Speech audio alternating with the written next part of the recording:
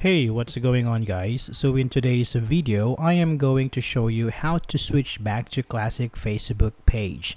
Alright, so let's start. Okay, so here I have Facebook open. Now if you can see this button here that says switch now, it means that you have the new Facebook layout. However, if there is no button like this in your page, it means to say that you are still in classic Facebook. Alright, now let's click on it. Now here in your home page, you can click on this three dots right here and click on switch to classic pages. Now here there is a warning that Facebook will pop up, and if you're okay with this, you can click on I understand and click on continue. Now there are more explanations in the next one, and if you understand all of these, you can also click on continue.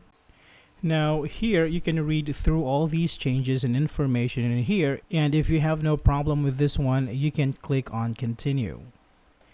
Now one last announcement here is that classic pages are going away very soon.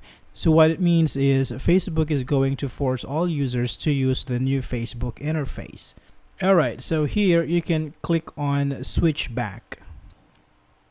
Alright, so let's wait for a couple of seconds, and there we have it. Now you have a classic Facebook page. Alright, so that would be all for this video guys. Thank you for watching, and I will see you in the next one.